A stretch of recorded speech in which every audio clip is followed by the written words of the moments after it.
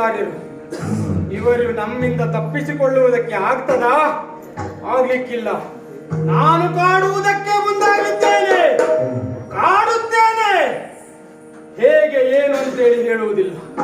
ನಾನು ಯಾರು ಅಂತೇಳಿ ಯಾರಿಗೂ ಗೊತ್ತಿಲ್ಲ, ಯಾರಿಗೂ ಹೇಳುವುದಿಲ್ಲ. ನಾನು ಹೋಗುವ ಪರಿಯಲ್ಲೇ ನಿಮಗೆ ಅರ್ಥವಾಗಬೇಕು.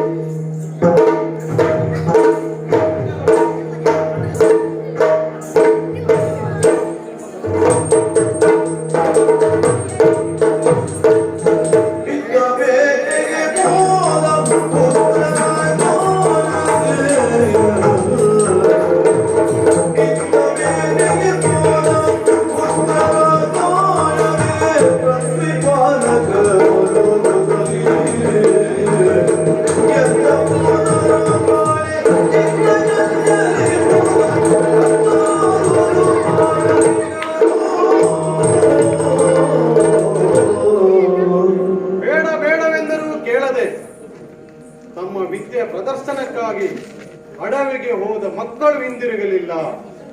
ಕತ್ತಲಾಗುತ್ತಾ ಬಂತಲ್ಲ.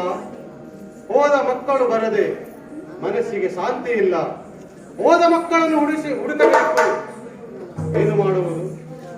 ಯಾರಲ್ಲಿ?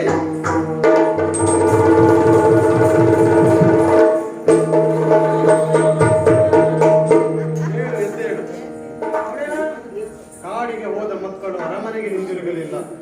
ಇಳಿದ ವಿಷಯ ನಿಮಗೆಲ್ಲ ತಡ ಮಾಡುವುದಲ್ಲ. ತಕ್ಷಣ ನೋಡಿ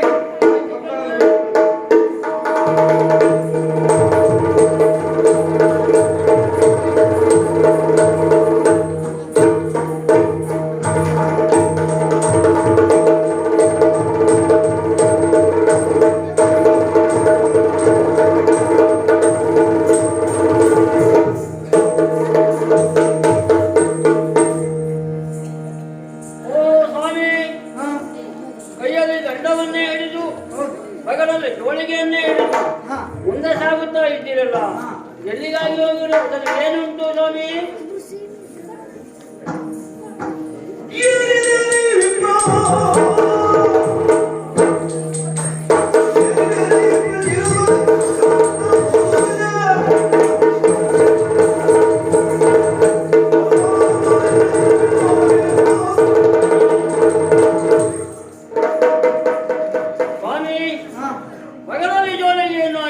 ಹೋಗ್ತಾ ಇದ್ದೀರಲ್ಲ, ಅದರಲ್ಲಿ ಏನಂತೂ ನೋಡುವ. ಅದರಲ್ಲಿ ಏನಾದ್ರು ಸ್ವಾಮಿ? ಸುರಗುರು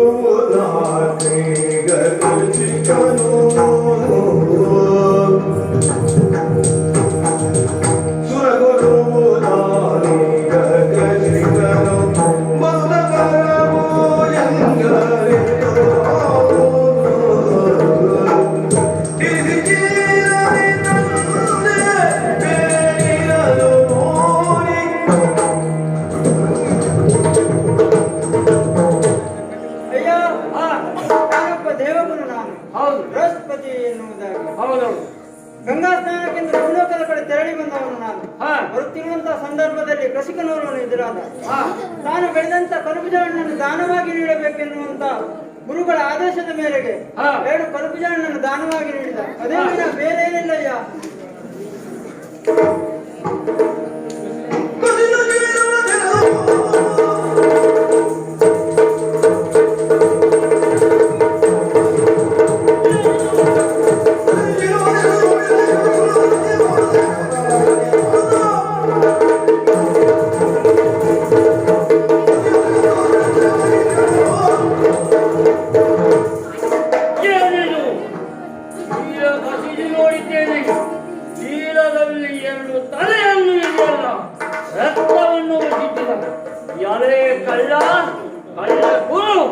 ಇಂಥ ದ್ರೋಹವನ್ನು ಮಾಡುವುದಲ್ಲ.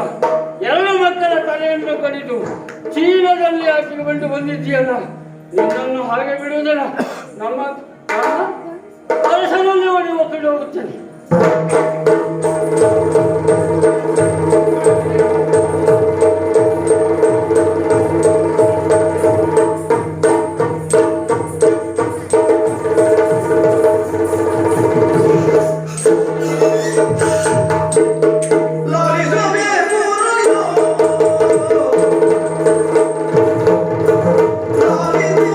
Oh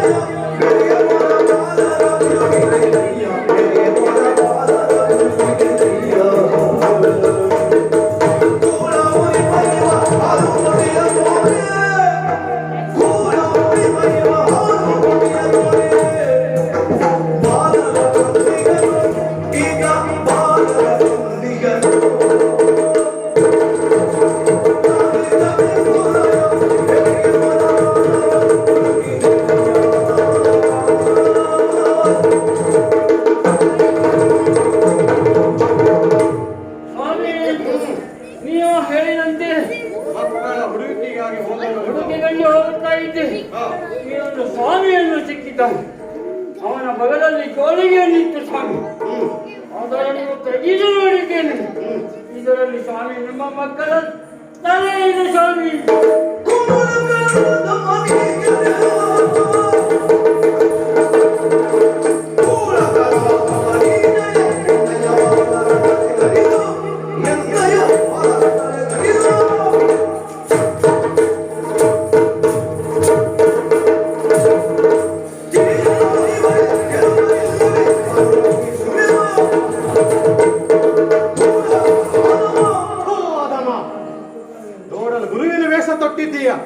ಮಾಡುವ ಕೆಲಸ ನೀಚ ಕೆಲಸವೇನು?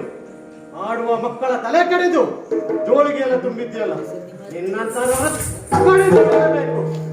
ನಿಮ್ಮಂತ ನೀಚ ಅದಮರನ್ನ ಪಡೆದು ನನ್ನ ಕೈಗೆ ಪಡೆದುಕೊಳ್ಳಬೇಕು. ತೆಗೆದುಕೊಳ್ಳೆ ಕತ್ತಿ ಅವನಿಗೆ ಒಯ್ದವರ ಉಂಡ ಚೆನ್ನಾಗಿ ಬಂದಿದೆ.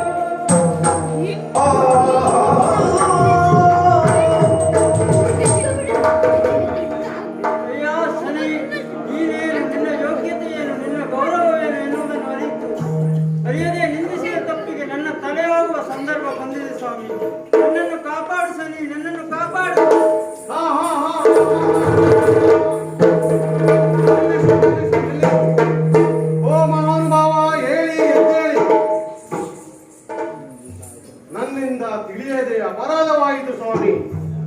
ಇದೇಕೆ ಹೀಗಾಯಿತು ಎಂದು ದೇವತೆಯ ಕಾರ್ಯದಲ್ಲೇ ತೊಡಗಿರುವಂತಹ ಭಕ್ತರು ಅಂತಹದರಲ್ಲಿ ನನ್ನಿಂದ ತಪ್ಪು ಜರುಗಿತು. ಇದಕ್ಕೆ ಕಾರಣವೇನು ಸ್ವಾಮಿ? ತಿಳಿಯಬೇಕು ನೀವು. ಯೋಚಿಸಬೇಡ ಮಹಾರಾಜ, ಇದರಲ್ಲಿ ನಿನ್ನ ತಪ್ಪೇನಿಲ್ಲ. ಎಲ್ಲವೂ ಶನಿಯ ಪ್ರಭಾವ. ನಿನ್ನಂತ ಸಾಮಾನ್ಯರಿಗೆ ಅರ್ಥವಾಗುವಂತದ್ದು ಇದು. ಶನಿಯ ಸಂಕಷ್ಟಕ್ಕೆ ಒಳಗಾಗಿ ನನಗೆ ಈ ತರ ಶಿಕ್ಷೆಯನ್ನು ನೀಡಿದ್ದಾನೆ. ನಿಲ್ಲಿಸುವಂತ ಅಗತ್ಯ ಇಲ್ಲ, ಖಂಡಿತ ನಿಮಗೆ ಒಳ್ಳೆಯದಾಗುತ್ತದೆ ಸ್ವಾಮಿ. ಶನಿಯ ಪ್ರಭಾವಕ್ಕೆ ಒಳಗಾಗಿದೆ ನೀವು, ಅದರಿಂದ ಇಂಥ ಕಷ್ಟಗಳು ಬಂದವು. ಭಗವಂತ, ನಿಮಗೆ ಈ ತರ ಕಷ್ಟ ಬಂದ ಮೇಲೆ ಇನ್ನು ಮಾನವರಾದ ನಮಗೆ ಇದರ ಪ್ರಭಾವ ತಾಗಲಿಕ್ಕಿಲ್ವಾ? ಅದಕ್ಕೆ ಏನಾದರೂ ಪರಿಹಾರ ತಿಳಿಸಬೇಕು. ಶನಿಯ ಪ್ರಭಾವ ಯಾರಿಗೂ ತಪ್ಪಿದ್ದಲ್ಲ. ಶನಿ ಎಷ್ಟು ಒಳ್ಳೆ ಕೆಟ್ಟದನ್ನು ಮಾಡುತ್ತಾನೋ ಅಷ್ಟೇ ಒಳ್ಳೆಯದನ್ನು ಮಾಡಿ ಹೋಗುತ್ತಾನೆ. ವೈದ್ಯರು ಎಲ್ಲವನ್ನು ನೀಡಿ ಹೋಗುತ್ತಾನೆ. ಅವನನ್ನು ಒಳ್ಳೆಯ ಮನಸ್ಸಿನಿಂದ ಯಾರು ಪ್ರಾರ್ಥಿಸುತ್ತಾರೋ ಅವರಿಗೆ ಒಳ್ಳೆಯದನ್ನೇ ಮಾಡುತ್ತಾನೆ. ಹೋಗ ಮಹಾರಾಜ, ಒಳ್ಳೆಯದಾಗಲಿ. ನಿನ್ನ ಅರಮನೆಗೆ ತೆರಳಿ ರಾಜ್ಯವನ್ನು ಸುಖವಾಗಿ ಆಳು. ನಮೋ ನಮಃ.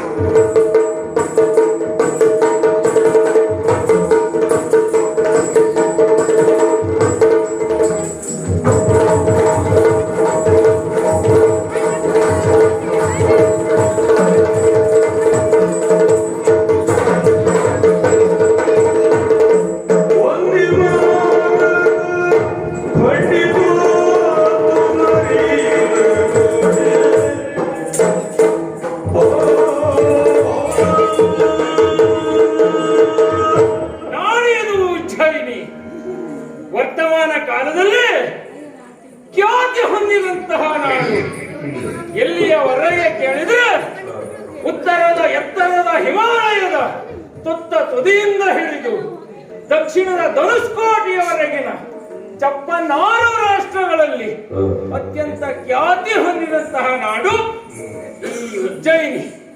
ವರ್ತಮಾನದಲ್ಲಿ ಪ್ರಭುವಾಗಿ ವಿಭುವಾಗಿ ಆಳಿದವನು ಈ ವಿಕ್ರಮಾದಿತ್ಯ. ನನ್ನ ಖ್ಯಾತಿಯ ಹಾಗೆ ಸ್ವಯಂ ವರ್ಚಸ್ಸಿನಿಂದ ಗುರುತಿಸಿಕೊಂಡವನು ನಾನು. ಒಂದು ಉದಾಹರಣೆ ಹೇಳುವುದಾದ್ರೆ, ಕಾಡಲ್ಲಿರುವ ಸಿಂಹವೊಂದಕ್ಕೆ ಯಾರು ಮುತ್ತಿನ ಕಿರೀಟವನ್ನು ತೊಡಿಸುವುದಿಲ್ಲ, ಮೃಗರಾಜ ಎನ್ನುವಂತಹ ಬಿರುದನ್ನು ಕೊಡುವುದಿಲ್ಲ. ಆದ್ರೆ ಆ ಸಿಂಹ ಮೃಗರಾಜ ಎನ್ನುವಂತಹ ಖ್ಯಾತಿಗೆ ಪಾತ್ರ ಆಗ್ತದೆ. ಕಾರಣ ಸ್ವಯಂ ಪ್ರತಿಷ್ಠೆ, ಸ್ವಯಂ ವರ್ಚಸ್ಸು, ಅದರ ಯೋಗ್ಯತೆಯಿಂದಲೇ ಆಗುವುದು. ಇಂದು ಈ ಉಜ್ಜಯಿನಿಯ ಆಡಳಿತದಲ್ಲಿ ಸುದೀರ್ಘವಾಗಿ ಪ್ರಜೆಗಳ ಪರಿಪಾಲನೆಯಲ್ಲಿ ಸುಖ ಕಂಡವನು ನಾನು. ಯಾವ ಕುಂದು ಕೊರತೆಯೂ ಇಲ್ಲ. ಪ್ರಜೆಗಳಲ್ಲಿ ಮೇಲು ಕೀಳೆಂಬ ಭಾವನೆಗಳು ಇಲ್ಲ. ಕಾರಣ ನನ್ನ ಆಡಳಿತದ ಅವಧಿ ಅದು. ಆದರೆ ಇದೆಲ್ಲವನ್ನು ಕಂಡಂತಹ ಇಲ್ಲಿನ ಪ್ರಜೆಗಳು ನನ್ನಲ್ಲಿ ಗುರುತಿಸಿದ್ದು ನ್ಯಾಯ ವಿಚಕ್ಷಣಾಮತಿತ್ವವನ್ನು. ಹಾಗಂತ ಅದು ನಾನು ಅಭ್ಯಾಸ ಮಾಡಿದ್ದು ಅಲ್ಲ, ಆರ್ಜಿಸಿದ್ದು ಅಲ್ಲ. ಅದೆಲ್ಲ ನಾನೇ ಏರಿದಂತಹ ಮಯೂರಾಸನದ ಫಲ. ಬಹುಕಾಲದ ಹಿಂದೆ ಕುರುಬರ ಹುಡುಗನೋರ್ವ ಊರಿನ ಎಂತ ಕ್ಲಿಷ್ಟಕರವಾದಂತಹ ಸಮಸ್ಯೆ ಇದ್ರೂ ಲೀಲಾಜಾಲವಾಗಿ ಪರಿಹರಿಸುತ್ತಿದ್ದಂತೆ. ಅದು ಒಂದು ದಿಬ್ಬವನ್ನು ಏರಿ, ಆದ್ರೆ ಆ ದಿಬ್ಬವನ್ನು ಇಳಿದ ಮೇಲೆ ಅವರಿಗೆ ಆಸಕ್ತಿ ಇಲ್ಲ. ಇದನ್ನು ತಿಳಿದಂತಹ ಊರಿನ ಜನ ಆಶ್ಚರ್ಯವಾದದ್ದು ಹೌದು. ಆಗ ದಿಬ್ಬವನ್ನು ಒಗೆದು ತೆಗೆದಾಗ ಅಲ್ಲಿ ಸಿಕ್ಕಿದ್ದು ಈ ಮಯೂರಾಸನ. ಇದರ ವಿಶೇಷತೆಯೇ ಬೇರೆ. ಯಾಕೆಂದ್ರೆ ಮಯೂರಾಸನದ ಎಡಬಲಗಳಲ್ಲಿ ಸೂರ್ಯಚಂದ್ರರನ್ನು ಕೆತ್ತಿದ್ದಾನೆ ಶಿಲ್ಪಿ. ಬಹುಶಃ ಪ್ರಪಂಚಕ್ಕೆ ದಿಶಕ್ತಿ ಕೊಡುವವನು ಸೂರ್ಯ, ತಂಪಲ್ಲಿ ಇರುವ ಚಂದ್ರ. ಇದನ್ನು ಏರಿ ಆಳುವಂತಹ ಅರಸ ಸೂರ್ಯಚಂದ್ರರ ಹಾಗೆ ನ್ಯಾಯವನ್ನು ಕೊಡಲಿ ಎನ್ನುವುದಾಗಿ ಅವನ ಆಶಯವಾಗಿರಬೇಕು. ಏನೇ ಇರಲಿ, ರಾಜಕೀಯವಾಗಿ ನಾನು ಸುಖಿ. ಇನ್ನು ಸಾಂಸಾರಿಕವಾಗಿ ಹೇಳುವುದಾದರೆ ಮನದಿಚ್ಛೆಯನ್ನು ಮರೆತು ಬಾಳುವಂತಹ ಮುದ್ದು ಮಡದಿ ಪ್ರಭಾವತಿ. ಸಾಂಸಾರಿಕವಾಗಿಯೂ ಸುಖಿ. ಯಾವ ಸಂದರ್ಭಕ್ಕೂ ಯಾವ ಕಾಲಕ್ಕೂ ದುಷ್ಟರಿಂದ ನಮ್ಮ ರಾಜ್ಯಕ್ಕೆ ಏನು ಆಗಬಾರದೆನ್ನುವ ನೆಲೆಯಲ್ಲಿ ಭದ್ರತೆಯನ್ನು ಒದಗಿಸುವಲ್ಲಿ ಸೇನಾ ನಾಯಕ ದುರ್ಜಯ. ಪ್ರತಿ ಕ್ಷಣಕ್ಕೂ ರಾಜಕೀಯದಲ್ಲಿ ನನ್ನ ಏಳಿಗೆಯನ್ನೇ ಬಯಸುವ ಅಮಾತ್ಯ ಎನ್ನುವಂತಹ ಚತುರಮತಿ ಭಟ್ಟಿ ತನ್ನ ಇಷ್ಟವನ್ನು ಅರಿತು ರಾಜ್ಯಕ್ಕೆ ನಷ್ಟವಾಗದ ರೀತಿಯಲ್ಲಿ ಏಳಿಗೆಯನ್ನು ಮಾಡುವುದಕ್ಕೆ ಸಹಕರಿಸುವ. ಇಂತಿರಲು ವಿಕ್ರಮಾದಿತ್ಯನಿಗೆ ಮತ್ತೇನು ಬೇಕು? ಇಂತಹ ಪವಿತ್ರವಾದಂತಹ ಉಜ್ಜಯಿನಿಯಲ್ಲಿ ರಾಜ್ಯಭಾರ ಮಾಡುವುದು ನನ್ನ ಯೋಗ ಹಾಗೂ ಭಾಗ್ಯ. ಹಾಗೆ ಎಂದಿನಂತೆ ಇಂದು ಓಲಗವನ್ನು ಕೊಡ್ತೇನೆ. ವಿಶೇಷ ಇದ್ದರೆ ಬರ್ರಿ.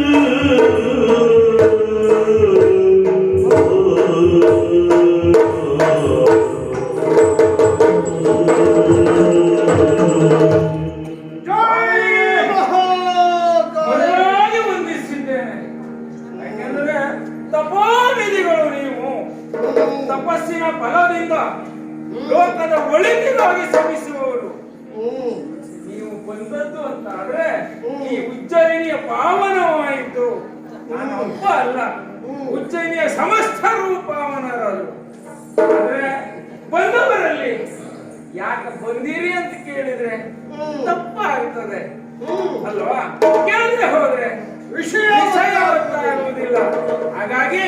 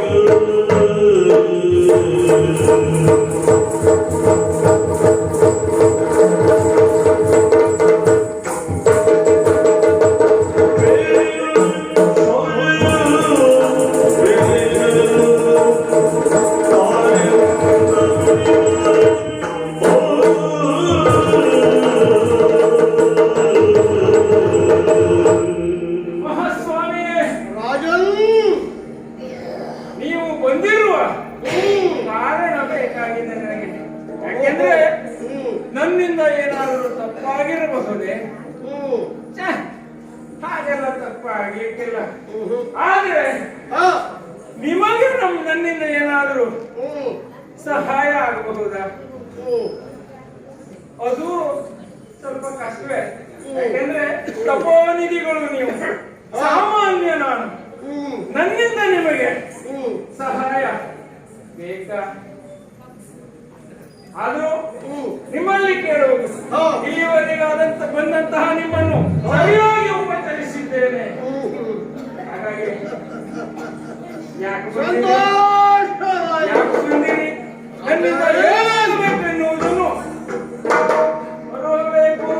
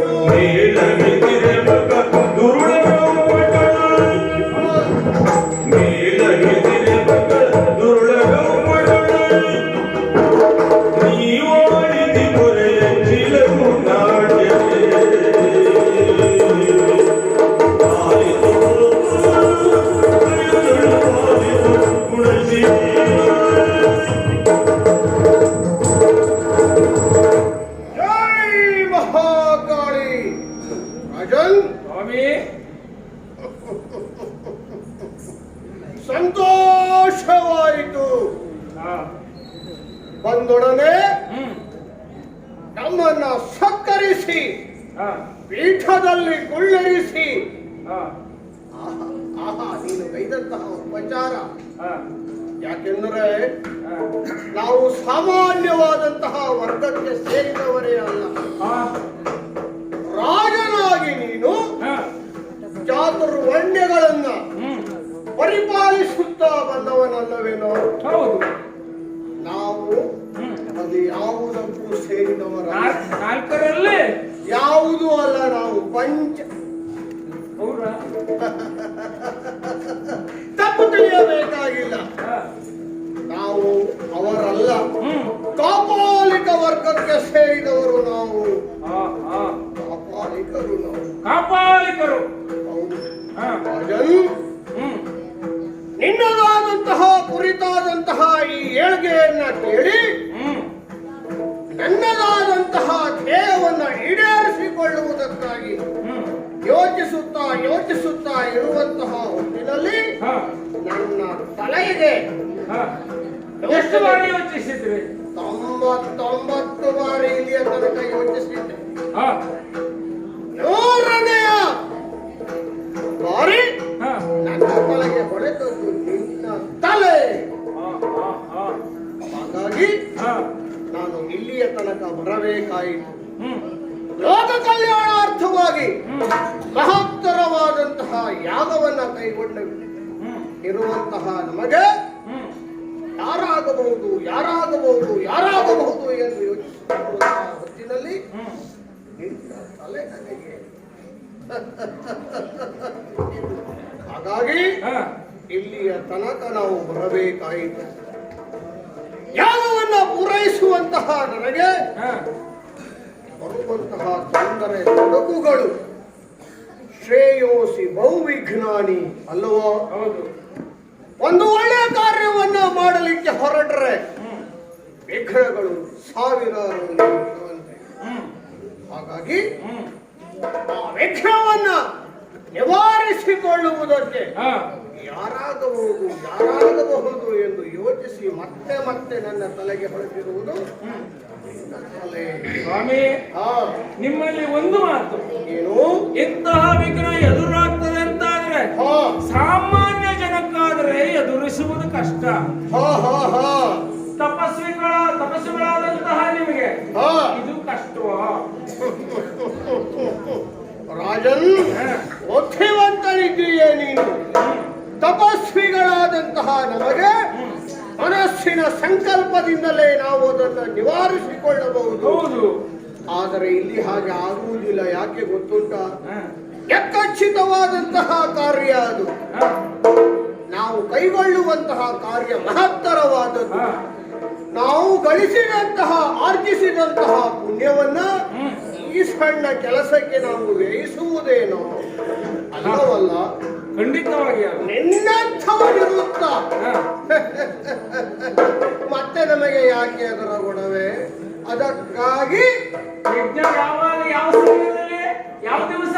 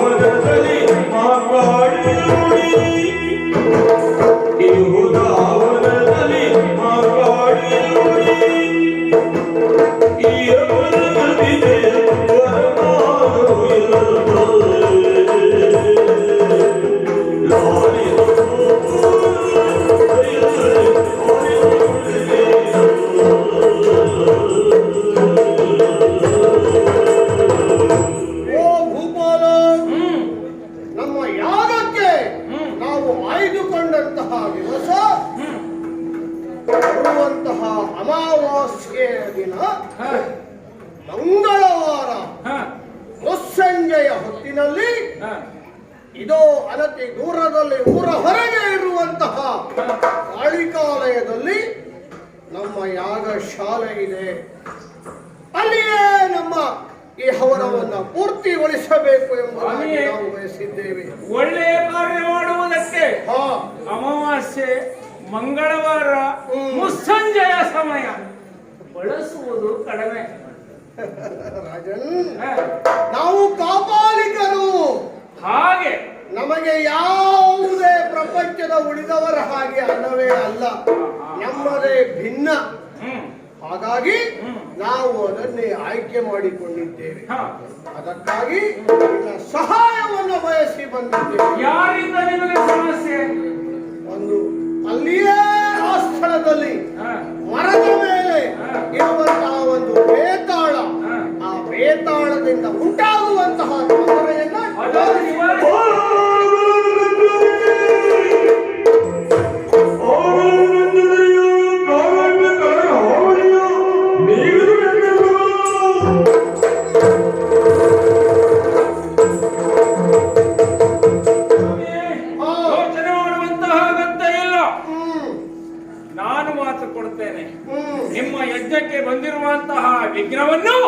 ನಾನು ನಿವಾರಿಸ್ತೇನೆ.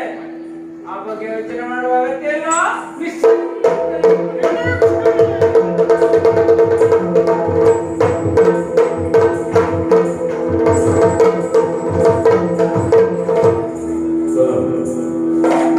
ಕಾಪಾಲಿಕರಿಗೆ ಏನೋ ಮಾತು ಕೊಟ್ಟದ್ದಾಗಿದೆ, ಮತ್ತೆ ತಡ ಯಾಕೆ?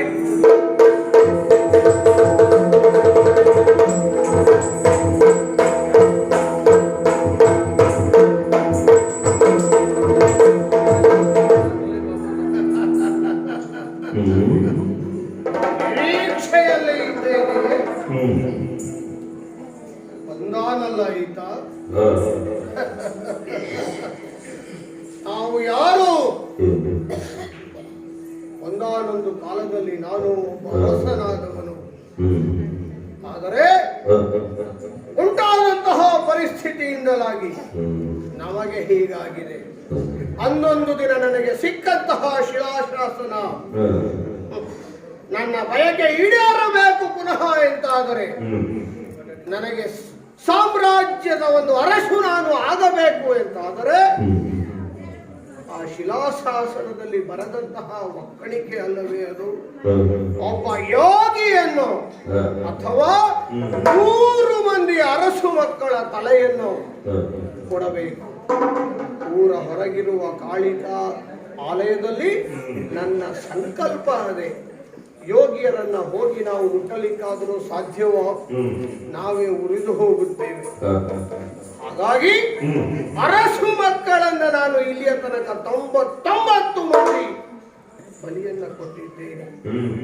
ಕೊನೆಯಲ್ಲಿ ನನಗೆ ಈಗ ಸಿಕ್ಕಿದ್ರಲ್ಲ ಇವ ಬಂದಾನಲ್ಲ, ನಿರೀಕ್ಷೆಯಲ್ಲಿಯೇ ಇರುತ್ತೇನೆ.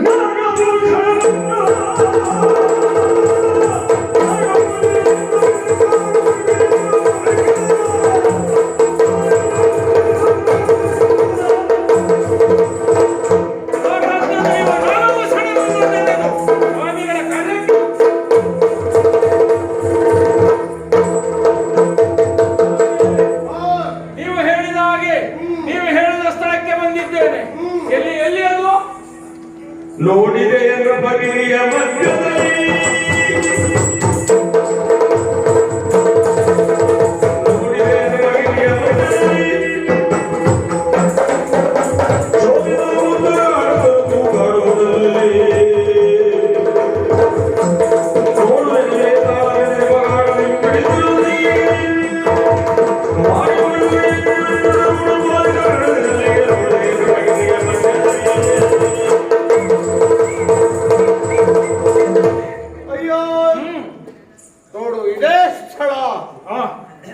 ಕಾಳಿಕಾಲಯ.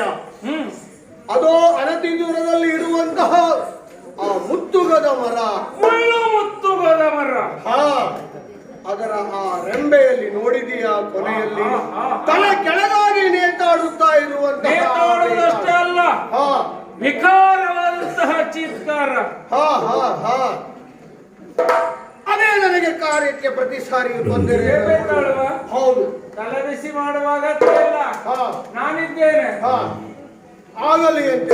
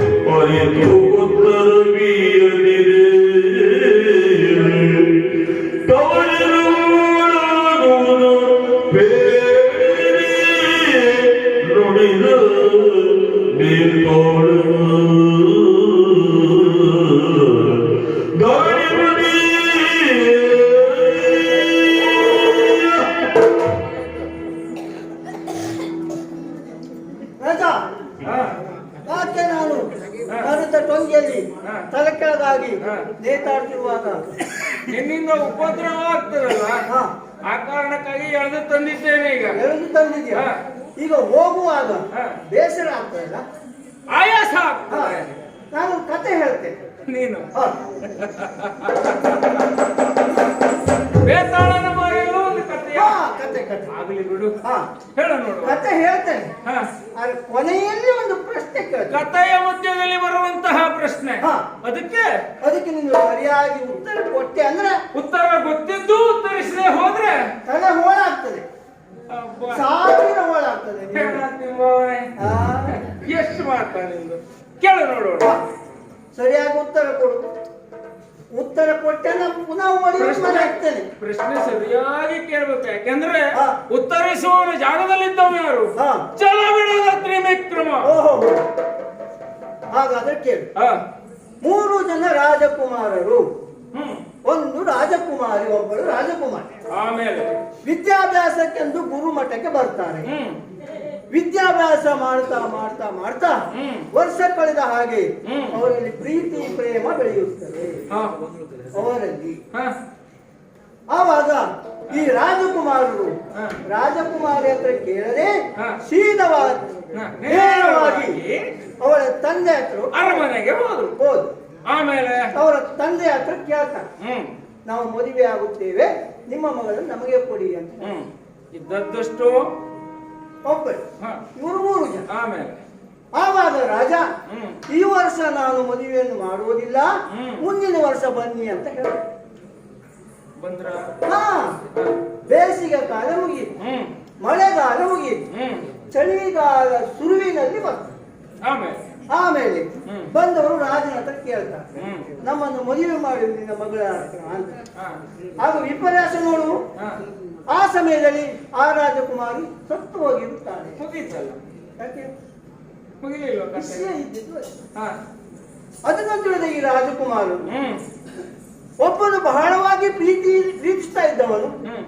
ಆ ರಾಜಕುಮಾರ ತಲೆಯ ಬುಡದಲ್ಲಿ ಹ್ಮ್. ಅಳುತ್ತಾ ಕುಳಿತಿರುತ್ತಾನೆ, ಹ್ಮ್. ಬಹಳವಾಗಿ ಪ್ರೀತಿ ಮಾಡ್ತಾನೆ. ಹಾ. ಇನ್ನೊಬ್ಬನು ಹ್ಮ್. ಅವಳ ಅಸ್ಥಿಯನ್ನು ತಗೊಂಡು ಹ್ಮ್.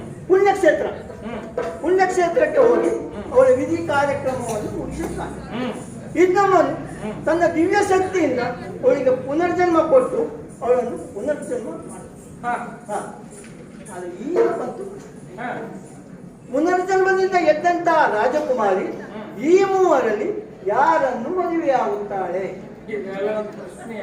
ಮತ್ತೆ ವಿಕ್ರಮಾದಿತ್ಯನಿಗೆ ಇದು ಅಸಾಧ್ಯವ? ಹಾ, ಸರಿಯಾಗಿ ಕೇಳು. ಹಾ, ಅಸ್ಥಿಯನ್ನು ಬಿಟ್ಟವ ಹಾ, ಏನಾಗ್ತಾನೆ ಅವಳಿಗೆ? ಏನಾಗ್ತಾನೆ? ಮಗ ಆಗ್ತಾನೆ. ಹ್ಮ್. ಮದುವೆ ಆಗೋದಕ್ಕೆ ಸಾಧ್ಯವಾ? ಇಲ್ಲ, ಸಾಧ್ಯ. ಅವಳನ್ನು ರಥ ಸಂಜೀವಿನಿ ವಿದ್ಯೆಯಿಂದ ಪುನಃ ಬದುಕಿಸಿದ ಹಾ. ಎಂಬಲ್ಲಿಗೆ ಹಾ. ಜನ್ಮ ಪಟ್ಟ ಹಾ, ಅಂದ್ರೆ ತಂದೆಯ ಸ್ಥಾನದಲ್ಲಿದ್ದ. ಓ, ಮದುವೆ ಆಗ್ಲಿಕ್ಕೆ ಆಗುವುದಿಲ್ಲ. ಆಗುದು. ಅವಳ ತಲೆಯ ಬುಡದಲ್ಲಿ ಹಾ. ಅಳುತ್ತಾ ಕುಳಿತಿದ್ದವ. ಹಾ. ಅವ ಮದುವೆ ಆ, ಆಗ.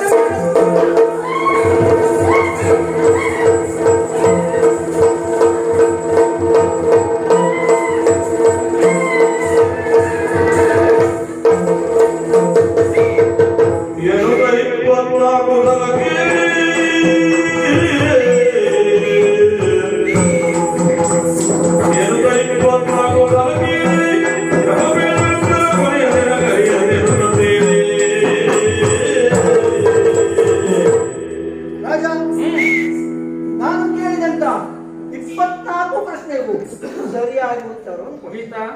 ಇಲ್ಲ. ಇನ್ನು ಇನ್ನು 25 ಪ್ರಶ್ನೆ ಇದೆ. ಗರಮ ತೀರ್ ಹೋಗ್ಲಿಕ್ಕೆ. ಪ್ರಶ್ನೆ ಮುಗಿಲಿ. ನೀನ್ ಎಷ್ಟು ಬುದ್ಧಿವಂತ ಅಂತ ನಾವು ತಿಳ್ಕೊಳ್ಬೇಕಲ್ಲ, ಹಾ. ಅದಕ್ಕಾಗಿ ಕೇಳು ನೋಡೋಣ. 25 ಪ್ರಶ್ನೆ. ಹಾ. ಸರಿಯಾಗಿ ಉತ್ತರ ಕೊಡು, ಹಾ. ಇಲ್ಲದ್ರೆ ತಲೆ 1000 ಹೋಳಾಗ್ತದೆ. ಹೇಳ. ಹಾ. ಒಂದು ಊರಿನಲ್ಲಿ ಹ್ಮ್. ಅಪ್ಪ ಮಗ ಇದ್ದರು, ಇಬ್ರು. ಹಾ. ಮಗ ಆಮೇಲೆ? ಮಗನಿಗೆ ಹ್ಮ್. ಪ್ರಾಯ ಬಂದಿತು. ಅಪ್ಪನಿಗೆ ಅಪ್ಪನ ಪ್ರಾಯ ಮುಗಿತಾ ಇದೆ. ಹಾ. ಪ್ರಾಯ ಮಗನಿಗೆ ಮದುವೆಯ ಪ್ರಾಯ. ಪ್ರಾಯ. ಅಪ್ಪನಿಗೆ ಪ್ರಾಯ ಹಾ. ಮುಗಿಯುವ ಹಂತ. ಹಾ. ಆದರೆ ಅಪ್ಪನಿಗೆ ಹೆಂಡತಿ ಇಲ್ಲ. ಆ, ಅಪ್ಪನಿಗೆ ಹೆಂಡತಿ ಇಲ್ಲ. ಹೆಂಡತಿ ಇಲ್ಲ. ಹಾ.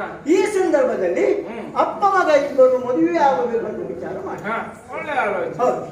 ಹಾಗಾಗಿ ಹ್ಮ್. ಇಬ್ಬರು ಸೇರಿ ಹ್ಮ್. ಮದುವಿನ ಅನ್ವೇಷಣೆಗೆ ಹೋಗ್ತಾ ಇದ್ರು. ಹೆಣ್ಣು ನೋಡುವುದೇ. ಹೌದು. ದೂರದಲ್ಲಿ ಒಂದು ಉದ್ದನೆಯ ಹೆಂಗಸು ಒಂದು ಗಿಡ್ಡನೆಯ ಹೆಂಗಸು ಹೋಗ್ತಾ ಇದ್ದ. ಅವರನ್ನೇ ನೋಡಿ ಮದುವೆ ಆಗಬೇಕು ಎಂಬ ಹಠದಿಂದ ಮದುವೆ ಆದ.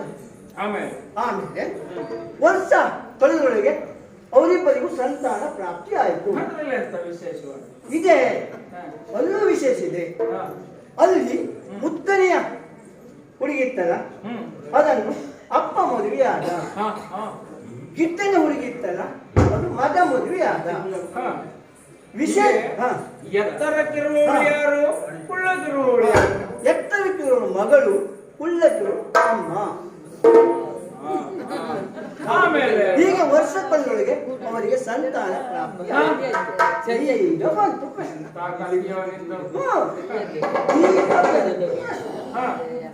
ಆ ಸಂತಾನ ಪ್ರಾಪ್ತಿ ಆಯ್ತಲ್ಲ ಅವರ ಸಂಬಂಧ ಏನು? ಇದು ನಿನ್ನ ಪ್ರಶ್ನೆ. ಈಗ ಪ್ರಪಂಚದಲ್ಲಿ ಪ್ರಶ್ನೆಗಳು ಹಲವು, ಎಲ್ಲದಕ್ಕೂ ಉತ್ತರ ಇಲ್ಲ. ಯಾಕೆಂದ್ರೆ ಅಸಂಬದ್ಧ ಪ್ರಶ್ನೆಗಳು ಕೆಲವುಂಟು, ಅಸಂಬದ್ಧ ಉತ್ತರಕ್ಕೆ ಬೆಲೆ ಇಲ್ಲ. ಅಸಂಬದ್ಧ ಪ್ರಶ್ನೆ ಉಂಟು. ಹಾಗಾಗಿ ನೀನು ಕೇಳಿದಂತಹ ಪ್ರಶ್ನೆಗೆ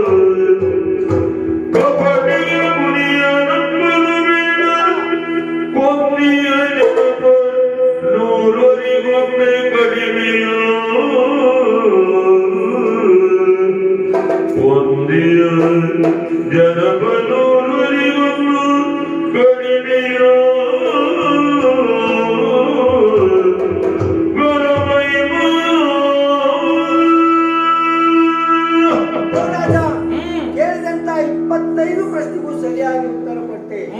ನೀನು ಅತಿ ಬುದ್ಧಿವಂತ ಅಂತ ಗೊತ್ತಾಯ್ತು.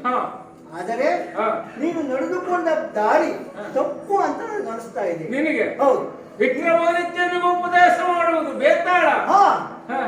ಹಾಗಾಗಿ ನೀನು ಲೋಪವನ್ನು ಏನು ಕಂಡೆ? ಯಾರದೋ ಮಾತನ್ನು ಕೇಳಿದ್ರು ಈ ರೀತಿ ಮಾಡ್ತಾ ಇದೀಯ. ಹೌದಾ? ಹೌದು. ಯಾರದ್ದು?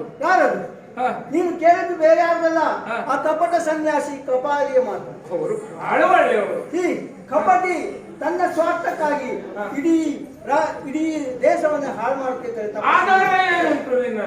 ಆಧಾರ ಉಂಟು. ಆ ಕಪಾಲಿಯು ತನ್ನ ಸ್ವಾರ್ಥಕ್ಕಾಗಿ ಆ ಕಾಳಿಕಾದೇವಿಯನ್ನು ಒಲಿಸಿಕೊಳ್ಳಬೇಕಂತ ತಪಸ್ಸು ಮಾಡಿದ. ಆವಾಗ ಆ ಕಾಳಿಕಾದೇವಿ ಪ್ರತ್ಯಕ್ಷರಾಗಿ ನಾನು ನಿನಗೆ ಸೇರಬೇಕು ಅಂತ ಆದ್ರೆ ಒಂದು ಯೋಗಿಯ ತಲೆಯನ್ನು ಕಡಿಯಬೇಕು. ಇಲ್ಲದೆ ಹೋದ್ರೆ 100 ಅರಸರ ತಲೆಯನ್ನು ಕಡಿಯಬೇಕು. ಇವಾಗ 99 ಕಡಿದಿದ್ದಾನೆ, 100ನೇ ತಲೆ ನಿನ್ನ ತಲೆ. ಆಮೇಲೆ ಹಾಗಾಗಿ ನೀನು ಆ ಕಪಾಲಿಯ ಮಾತನ್ನು ಕೇಳಬೇಡ. ನಾನು ಕೊಂದೆ ಅಂತ ಕಾಳಿದೇವಿ ನನಗೆ ಒಲಿಯುತ್ತಾಳೆ. ನನ್ನ ಅವಶ್ಯಕತೆ ನನಗುಂಟ? ಅವಶ್ಯಕತೆ ಹುಲ್ಲು ಕಡ್ಡಿಯು ಕೂಡ ಸಂದರ್ಭದಲ್ಲಿ ಅವಶ್ಯಕತೆ ಬರ್ತದೆ. ಹಾಗಾದ ಅವಶ್ಯಕತೆ ಬಂದಾಗ ಮುಂದೊಂದು ಸಂದರ್ಭದಲ್ಲಿ ಆದರೂ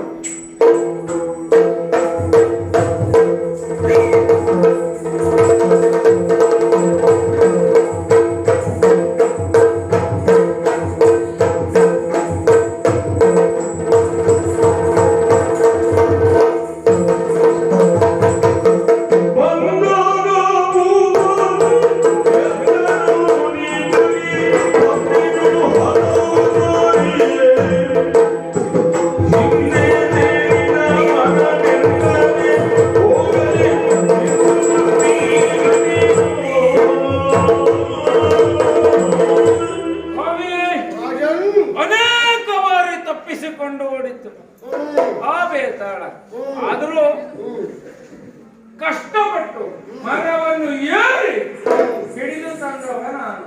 ಬೇತಾಳವನ್ನು ಹೊಡೆದು ಈ ಉಪದ್ರ ಹೌದಾ? ಈಗ ಸಮಾಧಾನ ಆಯ್ತಾ? ಇನ್ನೇನು ನಮ್ಮ ಯಾಗವನ್ನ ಮಾಡಬಹುದಲ್ಲವೇ? ಹಾಗೆ ತ್ಯಾಗ ಮಾಡಬೇಕು ಅಂತಾದ್ರೆ ಹಾ. ಶುಚಿರ್ಭೂತನಾಗಬೇಕಲ್ಲವೇ ಶುಚಿಯಾಗಿರ್ಬೇಕು. ಹೌದು. ಹಾ.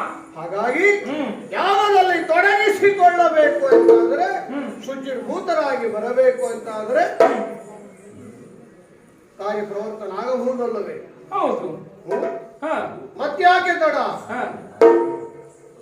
ಶುಚಿರ್ಭೂತನಾಗಿ ಈಗ ನಿಮ್ಮಲ್ಲಿ ಕಾಣುವಂತಹ ಪ್ರಶ್ನೆ, ಹಾ, ನಾನು ಶುಚಿಯಾಗಿ ಬರಬೇಕು. ಹೌದು ಹಾಗಲ್ವೇ? ಹೌದು. ನಿನ್ನನ್ನು ತೊಡಗಿಸಿಕೊಳ್ಳಬೇಕಲ್ಲ. ಹಾ. ಹಾಗಾಗಿ ನಾನು ಶುಚಿರ್ಭೂತನಾಗಿ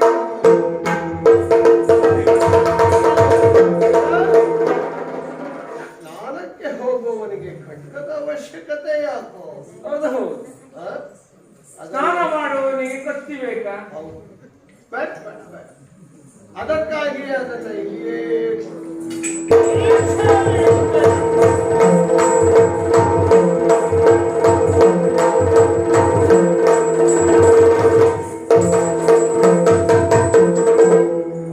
ಸ್ವಾಮಿಯೇ, ಈಗ ನಿಮಗೆ ಸಂತೋಷ?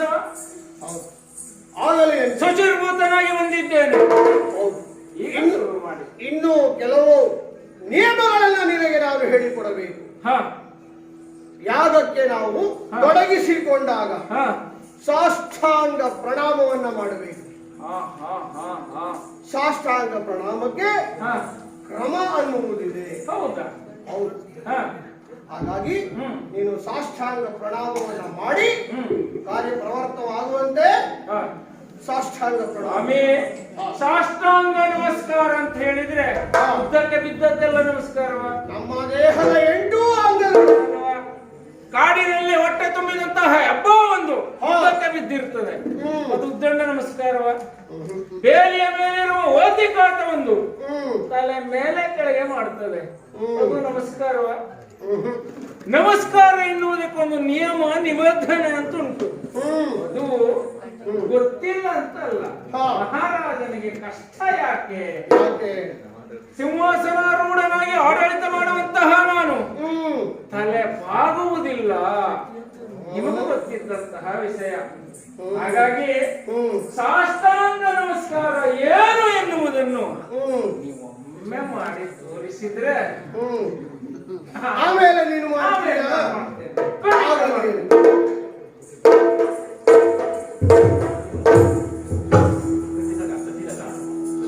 ಸಾಷ್ಟಾಂಗ ಸ್ವಾಮಿ, ಹಾ. ನಮಸ್ಕಾರ ಮಾಡುವವರ ಕೈ ಕುತ್ತಿ ಯಾಕೆ? ಯೋಚನೆ ಮಾಡಿ, ಕತ್ತಿ ಬೇಕಾದದ್ದು ಕಡಿಯುವನಿಗಲ್ವಾ? ಹೌದಲ್ಲ? ಕತ್ತಿ ಬೇಕಾದದ್ದು ಕಡಿಯುವನಿಗೆ. ಅಲ್ಲ, ನೀನು ಯಾವುದೊಂದು ಸಾಷ್ಟಾಂಗ ಪ್ರಣಾಮವನ್ನು ಮಾಡು. ಆಮೇಲೆ ನೀವು ಮಾಡುವ ಹೊತ್ತಿಗೆ ಹಾ. ದುಷ್ಟರೆಲ್ಲರೂ ಬಂದರೆ ಅವರನ್ನು ಕಡಿಯುವುದಕ್ಕೆ ಬೇಕಲ್ಲ? ಯಾವುದಕ್ಕೂ ನಾನು ನಿನಗೆ ಸಾಷ್ಟಾಂಗ ಪ್ರಣಾಮ ಏನು ಎಂದು ಮಾಡಿ ತೋರಿಸುತ್ತೇನಂತೆ. ಇರಲಿ, ಎಷ್ಟುಕೋ.